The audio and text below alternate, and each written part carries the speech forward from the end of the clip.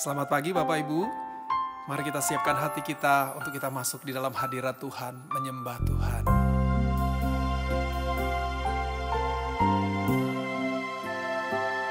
Di hadirat-Mu, ku sujud menyembah, ku cari wajah-Mu, dan bukan berkat-Mu.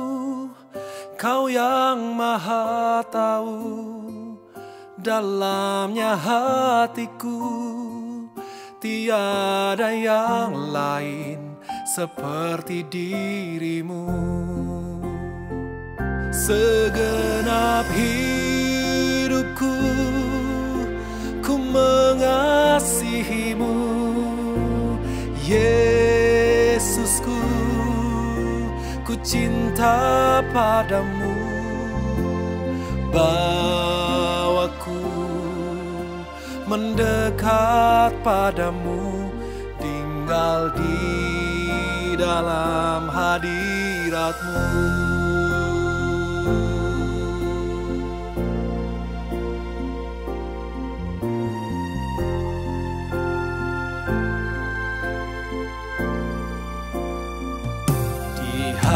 Hadirat-Mu, ku sujud menyembah, ku cari wajah-Mu, dan bukan berkat-Mu.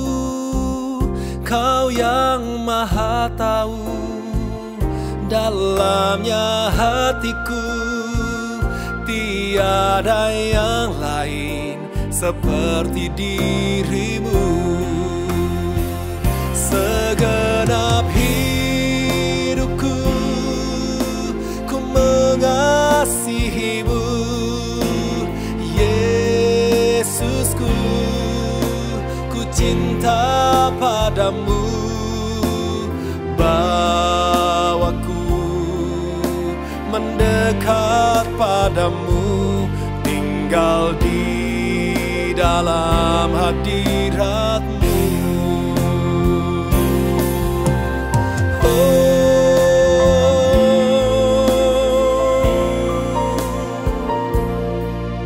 Kami mengasihi-Mu Tuhan.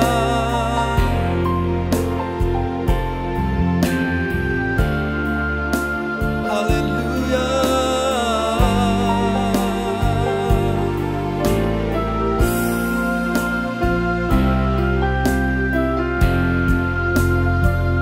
Segenap hidupku ku mengasihi-Mu, Yesusku. Ku cinta padamu, bawaku mendekat padamu, tinggal di dalam hadirat-Mu. Bawaku mendekat padamu, tinggal di dalam hadirat-Mu.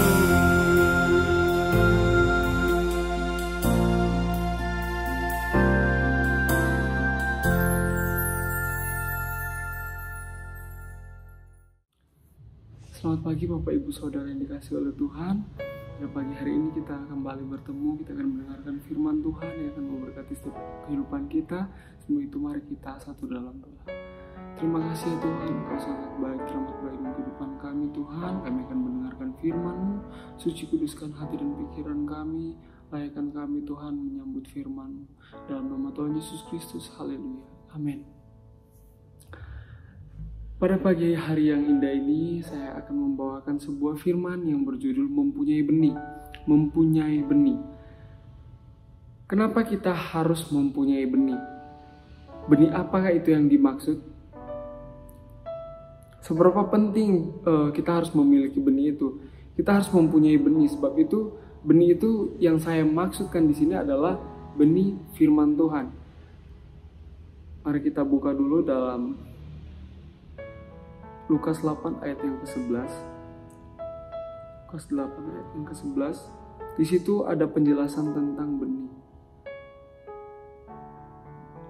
Ayat 11 saya bacakan. Inilah arti perumpamaan itu. Benih itu ialah firman Allah.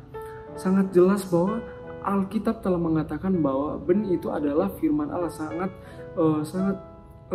Alkitab sangat menterus terangkan bahwa benih yang dimaksud dalam kitab itu adalah benih firman Allah.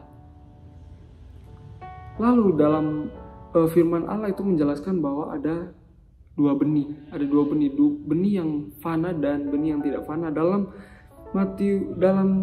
1 Petrus 1 ayat 23, Petrus 1 ayat 23.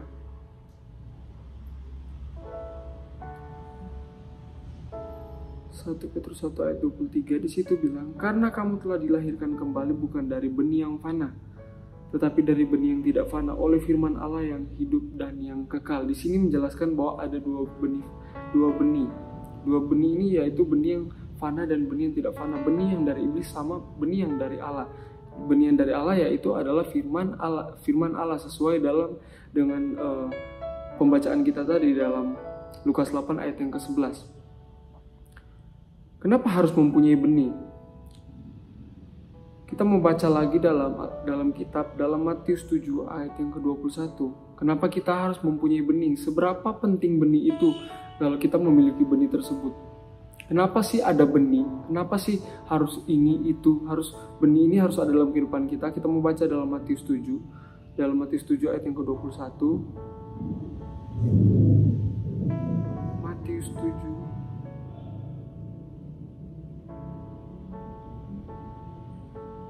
7 ayat 21. Di situ berkata, firman Tuhan bilang, bukan setiap orang yang berseru kepadaku, Tuhan, Tuhan, akan masuk ke dalam kerajaan sorga, melainkan dia yang melakukan kehendak Bapakku yang di sorga.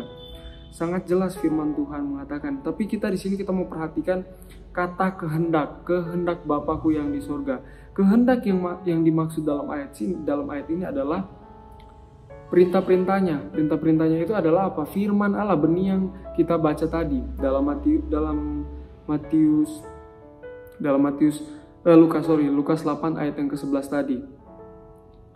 Makanya kenapa seberapa penting? Sekarang kita tahu seberapa penting kita harus memiliki benih itu, karena bukan setiap orang yang memanggil Tuhan akan masuk dalam kerajaan Allah, melainkan dia yang memiliki benih. Yang memiliki benih berarti yang memiliki benih dan melakukan kehendaknya. Kehendaknya ini adalah benih yang kita miliki itu. Makanya kita harus mempunyai benih itu dan melakukan setiap benih itu yang adalah firman Allah tersebut.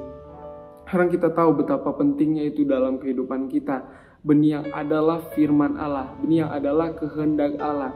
Lalu dalam 1 Petrus 1 ayat 23 yang kita bacakan tadi, di situ ada dua benih. Benih yang fana dan benih yang tidak fana. Bagaimana kita mengetahui bahwa benih yang tidak fana itu ada dalam kehidupan kita, atau bagaimana kita membedakan bahwa ada orang yang memiliki benih yang fana dan benih yang tidak fana, benih yang dari Allah dan benih dari si iblis. Kita mau baca dalam Matius.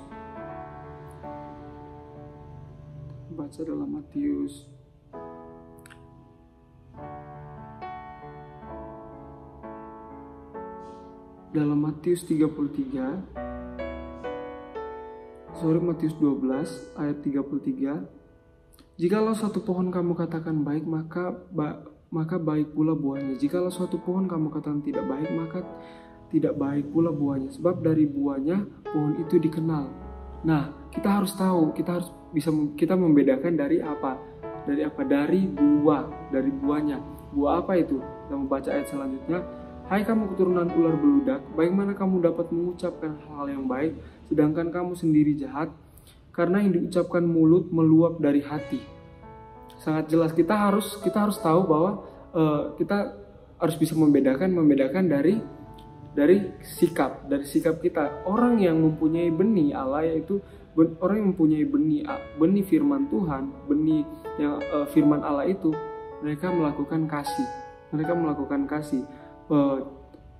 Perkataan mereka adalah perkataan kasih, bukan seperti yang dalam ayat ini.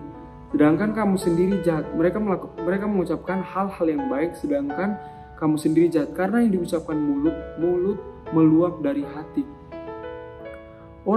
Ayat 35, orang yang baik mengeluarkan hal-hal yang baik dari perbendaharaannya yang baik, dan orang yang jahat mengeluarkan hal-hal yang jahat dari perbendaharaannya yang jahat. Ayat 35 menjelaskan bagaimana kita membedakan orang yang mempunyai benih dan yang tidak mempunyai benih. Orang yang baik mengeluarkan hal-hal yang baik dari perbendaharaannya. Apakah kita termasuk dari orang yang mempunyai benih dari firman Tuhan yang kita bahas pada hari ini? Semoga kita semua selalu mempunyai benih dalam kehidupan kita, agar kita terus bisa menjadi apa yang Tuhan inginkan dalam kehidupan kita. Demikian firman Tuhan. Kita mau satu dalam doa. Terima kasih ya Tuhan, Engkau sangat baik dalam kehidupan kami Tuhan. Semoga firman-Mu selalu menjadi kekuatan dalam kehidupan kami Tuhan. Dan biarlah firman-Mu ini terus menjadi benih dalam kehidupan kami Tuhan. Biar kami Tuhan bukan hanya seperti kebanyakan orang yang berseru-seru Tuhan, tapi kami benar-benar memiliki Tuhan perintah-Mu, kehendak-Mu dalam kehidupan kami Tuhan.